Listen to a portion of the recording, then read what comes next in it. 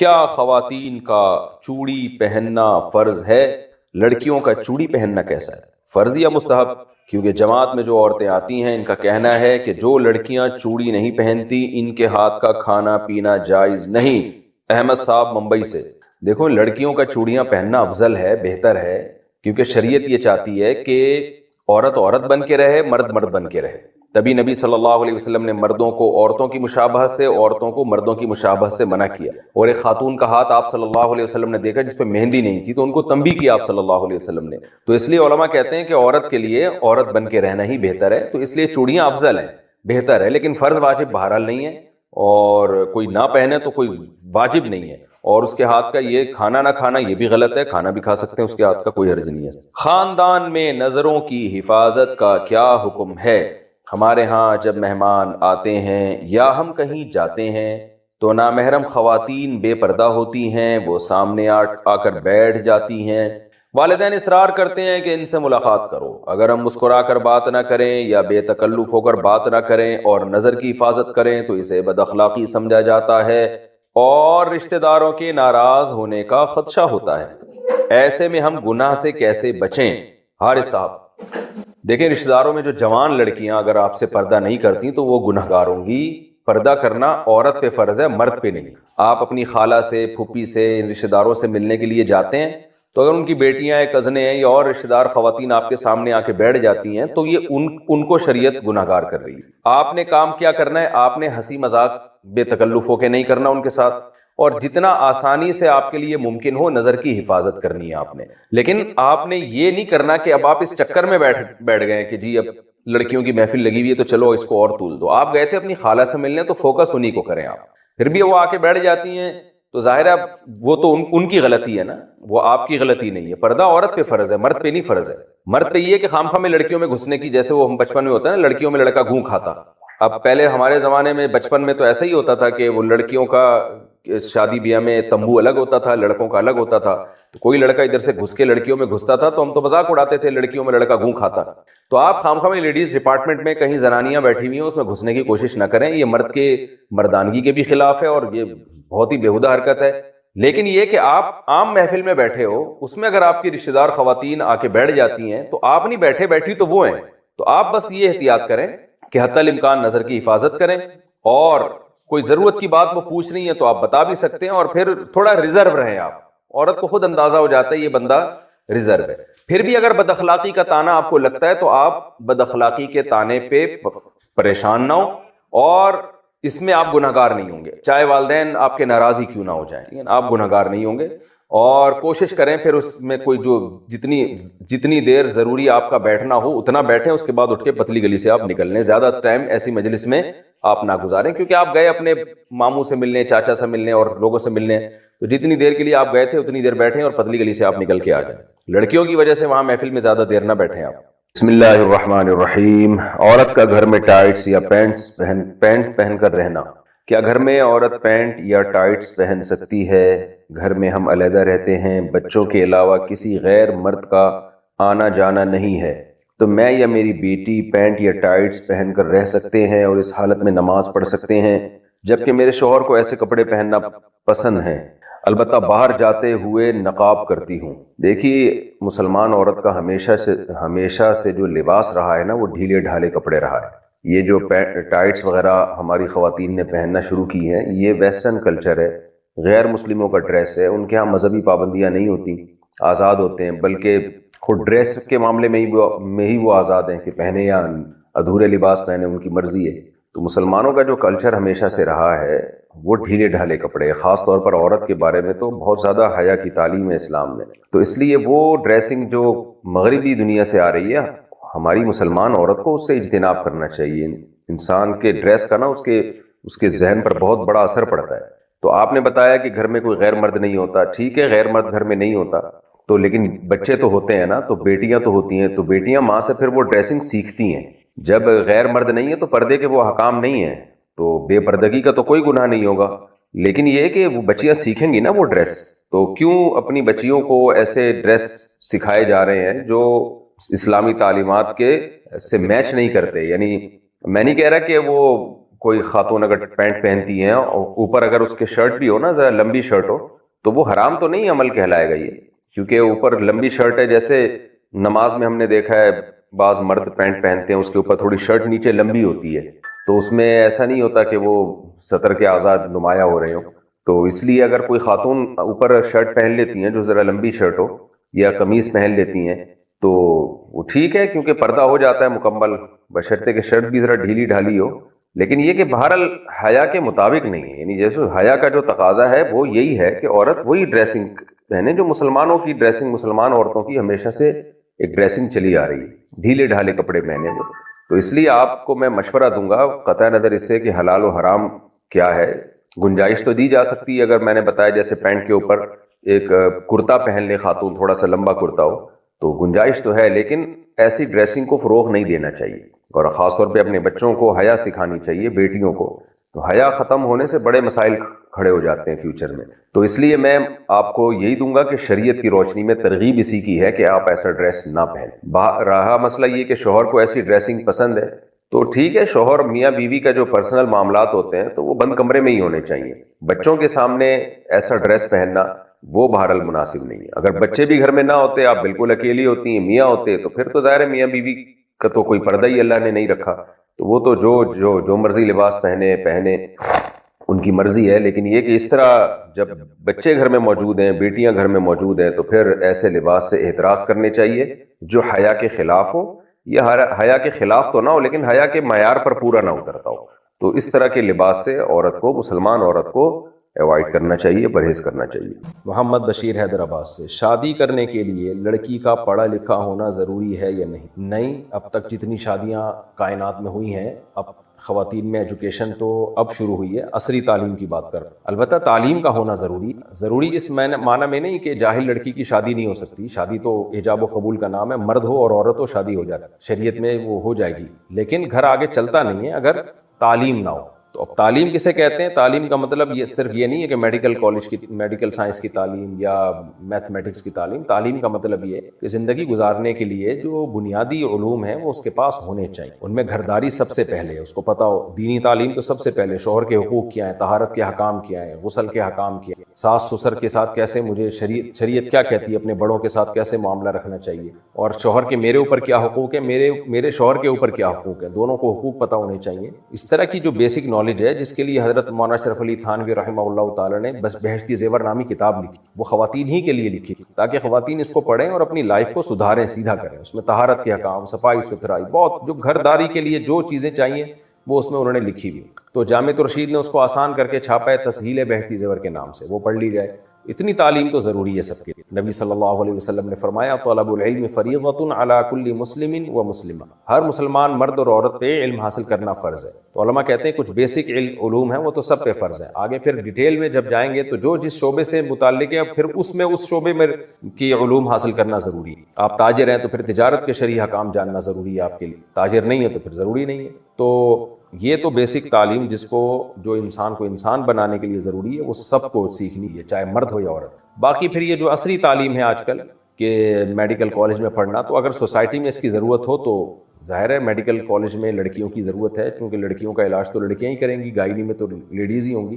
تو اس میں پھر ایک الگ بحث ہے وہ کہ کتنی خواتین کی ضرورت ہے، کتنی. آج کل تو ایک بھیڑ چال ہے، اتنی ڈاکٹرز لڑکیوں کی ضرورت ہے نہیں جتنی ڈاکٹرز لڑکیاں یونیورسٹیوں سے فارغ ہو رہی ہیں. پھر وہ بے روزگار گھوم رہی ہوتی ہیں تو سارے ان کا پڑھا پڑھایا ضائع جا رہا ہوتا ہے. تو بڑے مسائل ہیں. تو تعلیم دنیا کی، دین کی تعلیم جتنی ضروری ہے وہ تو میں نے بتا دیا. دنیا کی تعلیم میں پہلے سوچنا چاہیے کہ آگے کرنا کیا ہے، اس کے حساب سے آگے پھر تعلیم حاصل کرنی چاہیے. اور جو آپ کرنا چاہتی ہیں، کوئی خاتون اگر کرنا چاہتی ہیں تو آگے اس میں آپ کو موقع بھی ملے گا کام کرنے کا کہ نہیں ملے گا. اس میں اتنے وسائل ہیں، اتنے ذرائع ہیں بھی کہ نہیں ہیں، ورنہ پھر وقت برباد ہوتا ہے اور کچھ بھی حاصل نہیں ہوتا، ڈپریشن میں جاتی ہیں. دوسری بات یہ کہ رشتہ بھی پھر دیکھنا چاہیے. اب آپ نے پڑھ لکھ لیا، آپ نے PhD کر لی، اور رشتے آج کل میٹرک پاس بھی نہیں مل رہے ہیں، لڑکوں میں تو ہے ہی نہیں، تو پھر وہ شادی نہیں صحیح طرح جوڑ کی نہیں ہوتی. لڑکی ڈبل MA ہوتی ہے اور وہ لڑکا 8ویں سے بھاگا ہوا ہوتا ہے. نکاح پھر ہم نہیں پڑھانا ہوتا ہے، ہم خود خون کے آنسو رو رہے ہوتے ہیں یار کدھر کس کا نکاح کس سے پڑھا رہے ہیں. تو بس ایک بھیڑ چال ہے، بس چل رہے ہیں. تو خود فیصلہ کریں کہ کیا پڑھنا ہے کیا نہیں پڑھنا. میں تو ایک شرعی حکم بتا سکتا ہوں. راجہ انڈیا سے، کیا چائنا مہندی لگانے سے غسل ہو جاتا ہے؟ دیکھیں مہندی کوئی بھی ہو یا کلر کوئی بھی ہو تو اس کا ایک فارمولہ یاد رکھیں، اسے آپ کاغذ پہ لگائیں اور پھر اسے اتار لیں جب خشک ہو جائے. جو کلر اس کا ہو اس کلر کے اوپر آپ نے پانی کا قطرہ ٹپکایا، اگر وہ پانی کا قطرہ نیچے کاغذ میں جذب ہو جاتا ہے تو اس کا مطلب اس سے پانی جا رہا ہے، اور اگر وہ جذب نہیں ہوتا اوپر ہی رہتا ہے تو اس کا مطلب بھئی یہ پلاسٹک کی طرح تہ جم گئی ہے، اس میں پانی نہیں جا رہا. تو یہ تجربہ کر کے آپ کو اندازہ ہو جائے گا کہ اس مہندی سے غسل ہوگا یا نہیں ہوگا. اچھا بھائی، ہم اپنے والد صاحب کی سال راول پنڈی سے کسی نے پوچھا میں حافظ قرآن ہوں اور کسی دیندار خاتون سے شادی کرنا چاہتا ہوں، کہیں رشتہ نہیں ہو رہا اور ہم بھی نہیں لینا چاہتے، تو اس صورت میں ہم کیا کریں؟ رشتے تلاش کریں، یہی کریں. میں نے بھی یہی کیا تھا، مجھے بھی نہیں مل رہا تھا تو میں نے یہی کیا. میں نے یہ تو نہیں کہ آس مفتی طارق مسعود پہ اپنا سوال لکھ یا اور کسی بڑے بزرگ کو کہا کہ مجھے رشتہ نہیں مل رہا، بلکہ مجھے پتا تھا کہ وہ بزرگ کو بھی اگر نہیں مل رہا ہوگا تو وہ بھی تلاش جاری رکھیں گے. مجھے بھی نہیں مل رہا تھا تو میں نے بھی تلاش جاری رکھی. تو میں دعا کر لیتا ہوں آپ کے لیے، اللہ آپ کو اچھے سا کوئی دیندار رشتہ عطا فرمائے، اور آپ کو بھی اگر آپ دیندار ہیں تو اور اس میں ترقی عطا فرمائے، دیندار نہیں ہیں تو اللہ آپ کو دیندار بنائے. کیا عورتیں پردے میں رہ کر بائک چلا سکتی ہیں؟ دیکھیں کسی بھی کوئی بھی وہ عمل جس میں عورت کی باڈی ایکسپوز ہوتی ہو شریعت میں وہ پسندیدہ کام نہیں. تو بائک اگر مکمل پردے میں چلا رہی ہے جائز عمل تو ہے، لیکن بہرحال پسندیدہ کام نہیں. تو عام طور پر صحابیات سواری کے لگام خود ان کے ہاتھ میں نہیں ہوتی تھی، پیچھے بیٹھا کرتی تھی. اونٹ پر جب بیٹھا کرتی تھیں تو ہودج ہوتا تھا، اس کے اندر جا کے بیٹھا کرتی تھی. تو ضرورت بھی نہیں ہے نا. جائز ناجائز کی میں بات نہیں کر رہا، کوئی مجبوری ہو جائز تو ہے، لیکن بہرحال ہر جائز کام کرنے کا نہیں ہوتا، پسندیدہ نہیں ہے. اس میں حادثے کا بھی بہت خطرہ ہے. بائک کے لیے بہت کانفیڈنس چاہیے، بائک میں خطرات بہت ہوتے ہیں گرنے کے، اور گر گئے تو کیا حشر ہوتا ہے. تو خواتین کو اللہ نے کمزور بنایا ہے، وہ ذرا سا کوئی خطرہ ہوگا نا اعصاب ڈھیلے ہو جاتے ہیں، اس میں سلپ ہونے کا گرنے کا زیادہ خطرہ ہوتا ہے. مردوں میں تو ویلیاں لگاتے رہتے ہیں ساری زندگیاں، پھر بھی بچے رہتے ہیں، بہت سے مر بھی جاتے ہیں اس میں. لیکن اللہ نے مرد کو تھوڑا بہادر بنایا ہے، کانفیڈنس دیا اس میں، تو اس میں حادثے کا خطرہ کم ہوتا ہے. اس کے باوجود اتنے مرد بائکوں میں کچل کے مر رہے ہوتے ہیں. آپ دیکھیں کا ٹانگ ٹوٹا ہوا ہے، سر الگ ہو گیا، ٹانگ ٹوٹی ہوئی ہے، سر الگ ہو گیا. تو خواتین میں تو بہت زیادہ خطرہ ہے اس کا. اس لیے جان کے خوف کی وجہ سے بھی، اور حیا جو کامل درجے کی حیا ہے اس کا تقاضا بھی یہ ہے کہ یہ کام خواتین نہ کریں. اگر کوئی واقعی ضرورت ہے تو کار، چھوٹی موٹی کار لے لی جائے، اپنے شوہر کو کہا جائے، اپنے ابا کو کہا جائے بھئی آنا جانا روز ہو رہا ہے، اس میں خواتین سیو ہوتی ہیں. بائک میں بالکل سیو نہیں ہوتی، باڈی بھی ایکسپوز ہوتی ہے ان کی، اور پھر خطرات، جان کے خطرے بھی بہت زیادہ ہیں. تو بہتر یہی ہے کہ چھوٹی موٹی کار لے کے اس کو ڈرائیو کیا جائے. ڈرائیونگ میں کوئی حرج نہیں ہے اگر پردے میں پابندی کے ساتھ ہو، برقع ہو اور پراپر پردہ ہو تو گاڑی چلائی جا سکتی ہے. اور ویسے بھی آج کل جو اچھی بائکیں آ رہی ہیں وہ کار کی قیمت پہ ہی آ رہی ہیں. کار میں سیف بھی ہوتے ہیں اور ایکسیڈنٹ کا خطرہ بھی نہیں ہوتا، یعنی کم ہوتا ہے، اور ایکسیڈنٹ ہو بھی جائے تو جان جانے کا خطرہ بھی کم ہوتا ہے. بائکوں کا رواج کسی بھی طرح سے ٹھیک نہیں ہے. ہم نے باہر ملکوں میں بھی نہیں دیکھا کہ وہاں کی خواتین میں بائکیں چلانے کا رواج ہو. اکا دکا کچھ خواتین چلاتی ہیں لیکن رواج نہیں ہے، کیونکہ ڈینجرس بہت ہے یہ. تو اس لیے اس کی حوصلہ شکنی کرنی چاہیے اس عمل کی. ہاں چھوٹی موٹی بچیاں جو چلا رہی ہوتی ہیں پارکوں میں وہ ایک الگ بات ہے، ظاہر ہے وہ اس کا خیر ہے وہ. اچھا بھائی، ڈیوٹی کی وجہ سے اور تھکن کی وجہ سے نمازیں قضا ہو جاتی ہیں تو کیا ہم ڈیوٹی کے بعد ساری نمازیں ایک ساتھ پڑھ سکتے ہیں؟ نہیں جناب، یہ اللہ نے جو 5 نمازیں 5 ٹائموں میں فرض کی ہیں یہ اس لیے تھوڑی کی ہیں کہ رات کو آپ اکٹھی 5 نمازیں پڑھ لیں. تو ہر نماز اپنے وقت پہ پڑھنی پڑے گی. اس قرآن مجید میں اللہ تعالیٰ کا ارشاد ہے ان الصلاۃ کانت علی المؤمنین کتابا موقوتا، نماز مومنین پر مقررہ اوقات میں فرض ہے. تو اگر ڈیوٹی کی وجہ سے نماز قضا کرنے کی گنجائش ہوتی نا تو اللہ میدان جنگ میں نماز کو قضا کرنے کی اجازت دے. اللہ نے میدان جنگ میں نہیں قضا کرنے دی، طریقہ بدل دیا. سفر میں اللہ نے 4 کی 2 کر دی، ان قضا کرنے کی اجازت نہیں ہے کسی صورت. کیا عورت پیروں میں مہندی لگا سکتی ہے؟ جی لگا سکتی ہے. جاوید سیفی فیصل آباد سے، ہم نے اگر کسی شخص کو نماز پڑھتے ہوئے نہیں دیکھا اور اس کے رشتہ دار بھی اس بات کی گواہی دیتے ہیں تو کیا ہم اس کی نماز جنازہ پڑھ سکتے ہیں؟ پہلے زمانے میں ایسا ہوتا تھا کہ جو نماز نہیں پڑھتا تھا لوگ اس کی نماز جنازہ کا بائیکاٹ کیا کرتے تھے. یہ ہم نے اپنے بڑوں سے سنا ہے، یہ ہندوستان میں رواج تھا اور بھی دنیا میں رواج ہوگا. تو وجہ اس کی ہے کہ کبیرہ گناہ ہے نماز قضا کر دینا اور پھر پڑھنا ہی نہیں، کبھی پڑھتے ہوئے دیکھا ہی نہ گیا ہو بندہ، تو اس کے تو ایمان میں شبہ ہوتا تھا. لیکن اب یہ بیماری اتنی زیادہ پھیل گئی ہے کہ بہت زیادہ لوگ اب بے نمازی ہو. تو اگر نماز جنازہ کا بائیکاٹ کیا جائے پھر تو بہت چند لوگ ہی ہوں گے جن کی نماز جنازہ پڑھی جائے گی. یہ تشدیداً علماء اس طرح کیا کرتے تھے پہلے زمانے میں، لیکن اب یہ حکم نہیں ہے. بہرحال ہے مسلمان، کلمہ گو ہے، تو چاہے وہ نماز پڑھتا ہو یا نہ پڑھتا ہو، بہرحال اس کی نماز جنازہ پڑھی جائے گی۔ اچھا بھائی، بیڈ پر اگر کوئی بیٹھا ہوا ہو یا لیٹا ہوا ہو تو نیچے بیٹھ کر کلام پاک پڑھنا کیسا ہے؟ جائز ہے، کوئی حرج نہیں ہے اس میں۔ ہمارے ہاں ادب ودب کے معاملات میں بہت زیادہ غلو ہونے لگا ہے، تو اس کی وجہ سے کیا ہوتا ہے کہ قرآن کی تلاوت سے ہی لوگ محروم ہو جاتے ہیں۔ قرآن کا ادب کرنا چاہیے، لیکن نبی صلی اللہ علیہ وسلم نے فرمایا لا تشددوا فیشدد اللہ علیکم، او کما قال صلی اللہ علیہ وسلم، اپنے اوپر سختیاں نہیں کرو ورنہ اللہ بھی تم پہ پھر سختیاں کرے گا۔ تو گنجائشوں سے فائدہ اٹھانا چاہیے، جہاں ضرورت ہو وہاں پھر ادب سے زیادہ ضرورت کو ترجیح دینی چاہیے۔ تو بے ادبی تو جائز نہیں ہے قرآن کی کسی صورت میں، لیکن ادب کو اتنا مسلط کر لینا کہ اس کی وجہ سے تلاوت ہی نہ ہو پائے۔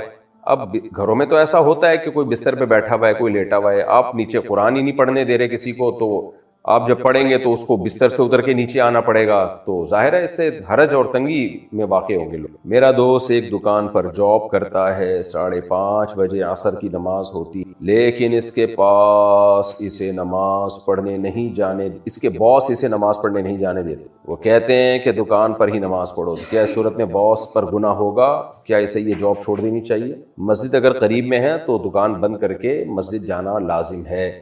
دکان بند کریں نہ کریں، بہرحال مسجد جانا لازم ہے۔ باس اگر نہیں جانے دیتا تو جاب چھوڑ دینی چاہیے، باس بھی گناہ گار ہوگا، کوئی دوسری جاب تلاش کرے۔ جب تک نہیں ملتی جاب، مجبور ہیں، کوئی ایسا نہ ہو گھر میں فاقے پڑھنا شروع ہو جائیں، تو مجبوری میں کریں، استغفار بھی کیا کریں ساتھ ساتھ، اور جیسے ہی کوئی دوسری جاب ملتی ہے فوراً اس کو چھوڑ، کیونکہ لا صلاۃ لجار المسجد الا فی المسجد، حدیث میں آتا ہے جس کے پڑوس میں مسجد ہو نا تو اس کی نماز مسجد ہی میں قبول ہوتی۔ مفتی صاحب، مرد کے کفن کے 3 کپڑے اور عورت کے کفن کے 5 کپڑوں کے بارے میں کوئی صحیح حدیث ہے تو بتا دیجیے۔ اچھا، میں اس پہ انشاءاللہ تحقیق کر کے بتا دوں گا آپ کو، یہ مسئلہ میں نے نوٹ کر لیا ہے آپ کا، ٹھیک ہے۔ محمد رمضان جھنگ سے، ذکر کس وقت کیا جائے، فجر کی نماز سے پہلے یا بعد میں؟ دیکھیں، فجر کی نماز کے بعد ذکر کرنا زیادہ افضل ہے، کیونکہ نبی صلی اللہ علیہ وسلم کی صحیح حدیث ہے کہ جس نے فجر کے بعد اللہ کا ذکر کیا اور اشراق تک ذکر میں مشغول رہا اور پھر اس کے بعد اشراق پڑھی اس نے،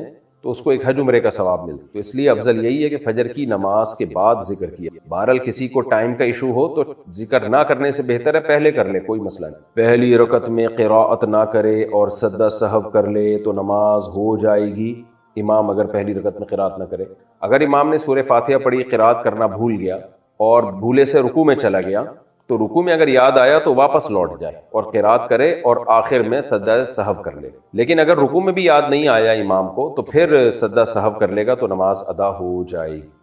انڈیا سے کسی نے پوچھا ہے ٹینشن کی بیماری کے لیے کیا کرنا چاہیے؟ ٹینشن کی بیماری 2 طرح سے ہوتی ہے، ایک روحانی اور ایک جسمانی۔ روحانی کا مطلب یہ کہ آپ نے کسی غم کو ضرورت سے زیادہ مسلط کر لیا اپنے اوپر، آپ میں صبر ہے ہی نہیں، آپ دنیا کو مسافر خانہ سمجھتے ہی نہیں ہو، آپ میں دنیا کی لالچ ہے، حب دنیا ہے، لہذا چھوٹے چھوٹے غم کو آپ بہت زیادہ بڑھا لیتے ہو۔ یہ وہ ٹینشن ہے جو کافروں میں بہت زیادہ پائی جاتی ہے، اسی کی وجہ سے وہ خودکشیاں کرتے ہیں اور ڈپریشن میں جاتے ہیں۔ یہ والی ٹینشن مسلمان کو نہیں ہوتی، کیونکہ مسلمان کو پتہ ہے بھائی دنیا مسافر خانہ ہے، یہاں خوشیاں بھی آتی ہیں، غم بھی آتے ہیں، غموں میں ہمیں صبر سکھایا گیا ہے، ہمیں یہ دعا سکھائی گئی ہے، انا للہ و انا الیہ راجعون، ہم اللہ ہی کے لیے ہیں، ہم نے اللہ ہی کی طرف لوٹ کر جانا ہے۔ اور نبی صلی اللہ علیہ وسلم نے فرمایا عجبا لامر المؤمن ان امرہ کلہ لہ خیر ان اصابتہ سراء شکر فکان خیر اللہ وَإِنْ أَصَابَتْهُ ضَرَّاءُ صَبَرَ فَكَانَ خَيْرًا لَهُ وَلَيْسَ ذَلِكَ إِلَّا لِلْمُؤْمِنِ۔ مومن کو جب خوشی پہنچتی ہے شکر ادا کرتا ہے تو بھی ثواب ملتا ہے، غم پہنچتا ہے صبر کرتا ہے تو بھی ثواب ملتا ہے۔ دونوں صورتوں میں درجات ہی بلند ہوتے ہیں، اور یہ اللہ نے پیکج صرف مومن کو دیا ہے۔ تو مسلمان کے لیے تو صبر بہت بڑی نیکی ہے، لہذا وہ ڈپریشن اور میں نہیں جاتا۔ تو یہ تو یعنی ڈپریشن کی یہ قسم وہ ہے جو صرف بے دینوں کو ہوتی ہے، بے صبروں کو ہوتی ہے۔ لیکن اسٹریس اور ڈپریشن کی ایک قسم یہ بھی ہے کہ انسان بہرحال گوشت پوست کا بنا ہوا انسان ہے، بعض دفعہ دل کمزور بہت ہوتا ہے۔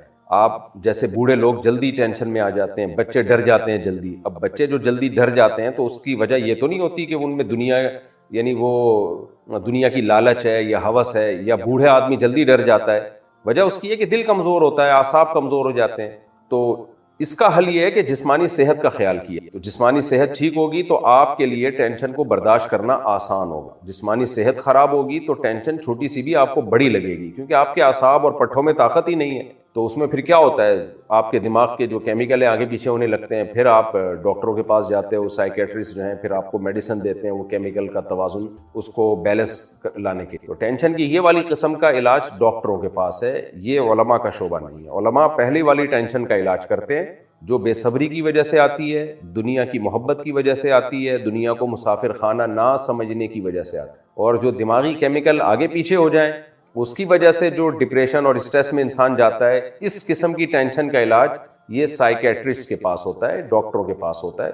تو اگر کوئی یہ والی ٹینشن ہے تو آپ کو چاہیے کہ آپ ڈاکٹر کے پاس جائیں، وہ آپ کو میڈیسن دے گا، کچھ آپ کے جو کیمیکل آگے پیچھے ہو گئے ہیں ان کی سیٹنگ پلک پانا لے کے ان کو سیٹ کر دے گا، تو یہ علاج ہو جاتا ہے۔ اچھا، اس میں ہمارے ہاں بڑی مصیبت یہ ہے کہ بچوں کو اس طرح کی کوئی اسٹریس ہو، ڈپریشن میں ہو، اور ان کو پھر اس خوف کی وجہ سے کچھ نظر آنے لگتا ہے تو فوراً عاملوں کے پاس لے جا کے ان بچوں کی اور اپنی زندگیاں برباد کر دیں۔ عامل ایک نمبر کے بے شرم بے غیرت ہوتے ہیں، وہ جا کے بتا دیتے ہیں، ان کو خوف تو ہے ہی نہیں خدا کا، وہ بتا دیتے ہیں اس پہ چڑیل ہے، اس پہ جن ہے، اس پہ بھوت ہے، اس پہ فلانا ہے، اس پہ ڈمکانا، بنیان سونگتے ہیں وہ۔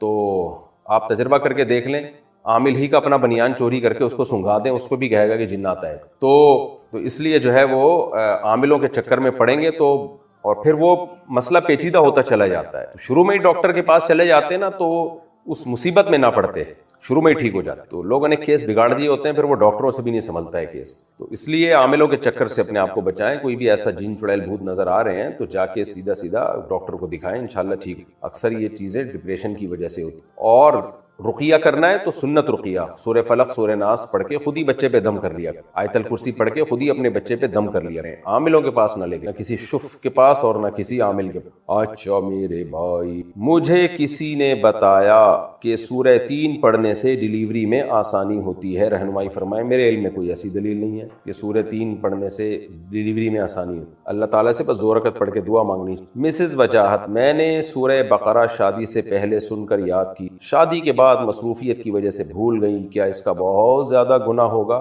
یہ جو حدیث میں آتا ہے نا قرآن پڑھ کے جو بھول جائے تو بہت سخت گناہ ہے، تو اس کا مطلب جو راجح مطلب ہے وہ یہ ہے کہ دیکھ کے بھی نہ پڑھ سکے۔ پہلے زمانے میں اس بات کا امکان تھا کیونکہ کتابت سیکھی جاتی تھی، بہت وقت لگتا تھا، اتنے کتابت کے طریقے ایجاد نہیں ہوئے تھے، تو اس میں اس بات کا امکان تھا کہ کتابت ہی بھول جائے، لیکن اب ایسا نہیں ہے۔ تو اس لیے یہ نعمت کی ناقدری تو ہے یقیناً، آپ کو اللہ نے سورہ بقرہ آپ کے سینے میں محفوظ کی اور آپ نے بھول کے اس کی نعمت کی ناقدری کی ہے، اس لیے یاد کر لینا چاہیے، لیکن انشاءاللہ گناہ نہیں ہوگا آپ کو۔ کوشش کریں کہ زبانی یاد نہیں ہوتی تو ویسے دیکھ کے پڑھ لیا کریں۔ ہم نے اپنے والد صاحب کے ایصال ثواب کے لیے مسجد کے اوقات کا بورڈ لگایا ہے اور نیچے سید عبد الخالق پوسٹ میں لکھوایا ہے، کیا اس طرح لکھنے سے ثواب میں کوئی کمی بیشی ہوگی؟ اس کا کیا حکم ہے؟ بھئی بس دل کی نیت کافی ہے، والد کے ایصال ثواب کے لیے نمازوں کے اوقات کا بورڈ لگا لیا تو بس دل میں نیت کافی ہے، اس میں لکھنا کہ یہ فلانے کے ایصال ثواب کے لیے، تو یہ کیا ضرورت ہے اس کی؟ اللہ تعالیٰ کو تو معلوم ہے نا، تو اللہ تعالیٰ کو معلوم ہے، بس اس میں نیت کافی ہے، اس تکلف کی ضرورت نہیں ہے، ثواب میں نہ کمی ہوگی نہ بیشی ہوگی، تو لیکن اس تکلف سے دور رہنا چاہیے، بس دل میں نیت کر لی کافی ہے۔ تو میرا خیال ہے نام ہٹا لیں آپ۔ منگیتر کی فوٹو فون میں رکھنا کیسا ہے اور وہ اس کو دیکھے بھی نہیں؟ غلط ہے، کیوں رکھ رہے ہو فون میں؟ جب دیکھنا ہی نہیں ہے تو رکھنے کا فائدہ کیا، اور اگر دیکھنا ہے تو غلط ہے، ناجائز ہے، اس لیے آپ شادی کر کے منگیتر ہی کو رکھ لیں، یہ زیادہ بہترین، شادی کر لیں، فوٹوؤں کے سہارے نہ جئیں۔